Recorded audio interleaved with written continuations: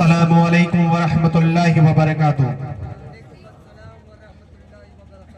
इस जामिया के प्रांगण की पावन वेला में तशरीफ लाए सभी मेहमानों का मैं दिल की अतः गहराइयों के साथ खैर मकदम और अभिनंदन करता हूं। दरे सैयद कुतुब आलम के वसीले से जमाने को सिफा मिलती है। दरे सैयद कुतुब आलम के वसीले से जमाने को सिफा मिलती है। दर्द वाला कोई आए तो वहां दवा मिलती है। साये की जरूरत नहीं सहराओं में, साये की जरूरत नहीं उसे सहराओं में, जिसे दिन रात बापू की दुआ मिलती है, जिसे दिन रात बापू की दुआ मिलती है। अल इल्मो नूर व यखरुजु मिन्हु नूर। इल्म एक रोशनी है, इल्म से नूर फूटता है, इल्म सराफा नूर है। इल्म हुनर से पाती है इंसानियत फरोग, इल्म के बगैर इंसान जिंदा लाश है। ये पीर सैयद गुलाम हुसैन ने, ये तंजीम है, ये जामिया, ये इदारे, ये हॉस्टल, ये स्कूल है, इनको स्थापित करके हमें ये पैगाम दे दिया है। इनको स्थापित करके हमें पैगाम दिया है कि आज इंसान चांद पर गया है तो वजह किस्मत नहीं मेहनत थी।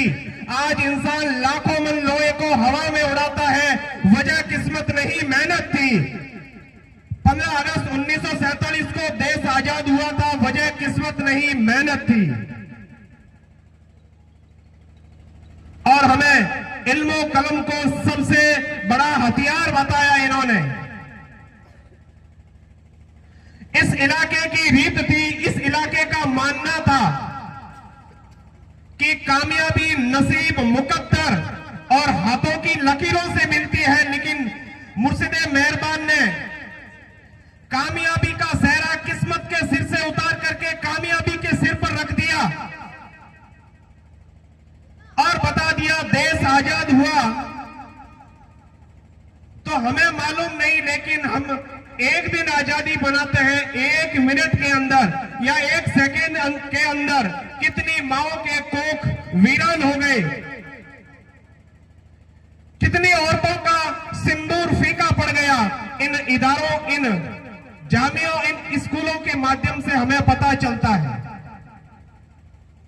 ये अमामों से सजा मंच हमें बार बार यही पैगाम दे रहा है कि चेहरे क्रीम पाउडर से नहीं काबिलियत से चमकते हैं। हमारे अंदर वो काबिलियत पैदा करनी है तो इन इदारों के अंदर हमें शिक्षा लेनी पड़ेगी। और हमारे अंदर अगर घमंड आ गया कि मैं ही शिक्षा प्राप्त कर सकता हूं या मेरे अंदर सबसे अधिक क्षमता है शिक्षा पाने की, तो तूफान में कश्तियां और घमंड में हस्तियां अक्सर चकनाचूर हो जाती है। तो हमें तो इल्म एक ऐसी चौकट से मिल रहा है। हम जाते हैं, थार के जाते हैं, मारवाड़ के जाते हैं, कच्छ के जाते हैं, गुजरात के जाते हैं, पीर साहब हमारे लिए दुआ करें, पीर साहब हमारे लिए दुआ करें। मगर पीर साहब कैसे दुआ करते हैं आपको बता दूं क्या? अरे आप कहे तो बता दूं क्या? तो संस्कृत का एक विद्वान लिखता है, अयम निजहा परोपहा वेची गणना च लघु चेतसाम उदार चरिता नाम वसुदेव कुटुंबकम। यह मेरा है, यह पराया है, ऐसी गणना तो छोटे दिल वाले करते हैं। पीर साहब जैसे बड़े हृदय वालों के लिए तो पूरी पृथ्वी परिवार है। ये नहीं देखते ये किन के मुरीद हैं, ये नहीं देखते कि ये किन के मुरीद हैं। पीर साहब ये देखते हैं कि ये खुदा की मखलूक है। ये नहीं देखता है कि ये हिंदू है या मुस्लिम है या सिख है या ईसाई है या जैन है या बौद्ध है, इंडिया का है या पाकिस्तान का है, श्रीलंका का है या कंबोडिया का है, इंसान है या जानवर है, चरिंदा है या परिंदा है, सबके लिए दुआ करते हैं। कैसे दुआ करते हैं? सर्वे भवन्तु सुखिनः, सर्वे सन्तु निरामयाः, सर्वे भद्राणि पश्यन्तु पश्यन्तु मा कश्चित् दुख भाग भवेत्। ये संस्कृत में इसका हिंदी तर्जुमा यूं बनता है, सभी सुखी होवे, सभी रोग रहित होवे, सभी का कल्याण होवे और किसी को भी दुख तकलीफ न हो। ऐसे पीर साहब हम सब के लिए दुआ करते हैं और हम कहते हैं हमारे लिए दुआ करें। हमारी जहां से सोच समाप्त होती है उनसे कई दर्जे आगे जाकर उनकी सोच शुरू होती है और हमें मालूम नहीं है, एक बहुत बड़ा हमारे लिए पीर साहब ने सौदा किया है। क्या सौदा किया है? यहां पर यूनिवर्सिटी कायम करके हमें कह दिया है कि इन यूनिवर्सिटी से डॉक्टर भी बनेंगे, मुफ्ती भी बनेंगे, आलिम भी बनेंगे, उनके साथ में वकील भी बनेंगे। आने वाली नस्लें, हम तो क्या आने वाली नस्लें भी इनका जो बहुत बड़ा एहसान किया, उनके एहसान को हम उतार नहीं सकते।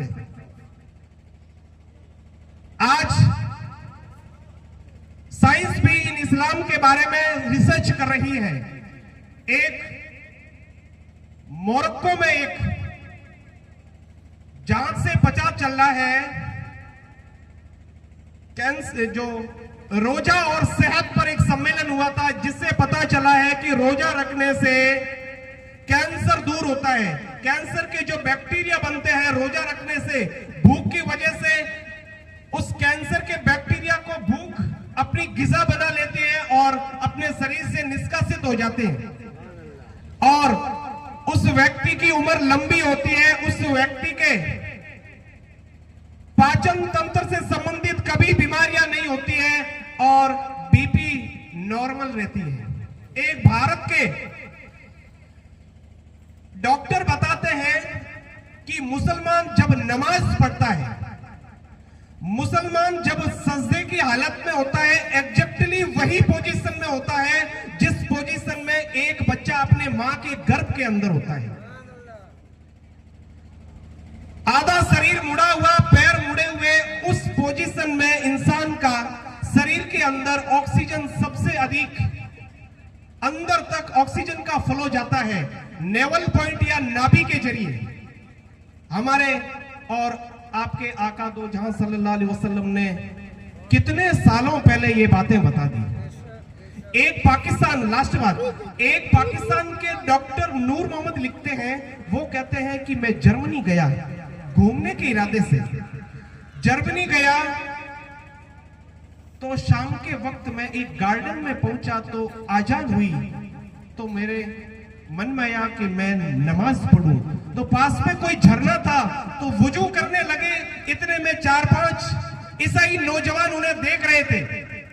वो कहते हैं मैं वुजू करके खड़ा हुआ, उन ईसाई नौजवानों ने बुलाया और कहा बाबा जी आप किस मुल्क के रहने वाले हैं? तो कहते हैं कि मैंने जवाब दिया मैं पाकिस्तान के मुल्तान शहर का रहने वाला हूं। तो पूछा पाकिस्तान में पागल खाने कितने हैं? वो कहता है मैं हैरत में पड़ गया, पाकिस्तान और पागल खाने की बातें क्यों कर रहे हैं? वो कहते हैं 2 या 3 होगी मुश्किल से, ज्यादा पागल खाने नहीं है। लेकिन पूछने का क्या राज है? तब कहते हैं बाबा जी जो आप वुजू कर रहे थे, अपने हाथ मुंह धो रहे थे और आप अपने गले की रगों को भिगो रहे थे, यही तो हमें यूरोप के ममालिकों में पागलों के इलाज के लिए दिन में 4 से 5 बार गले की रगों को भिगवाते हैं, जिससे पागलपन दूर हो जाता है। और आप दिन में 5 बार वुजू करते हैं तो आपके मुल्क में तो पागल होंगे ही नहीं। और लास्ट में फिर सैयद नेमतुल्लाह शाह के बारे में एक शेर पेश कर रहा हूं। आपकी सादगी आपकी अजीजी, आपकी सादगी आपकी अजीजी, आपकी हर अदा बेमिसाल है। आपकी सादगी आपकी अजीजी, आपकी हर अदा बेमिसाल है। मुझे नाज है, मुझे फक्र है कि ए बिलाल आपके मुर्शिद बेमिसाल है, ए बिलाल आपके रहबर बेमिसाल है। अस्सलामु अलैकुम।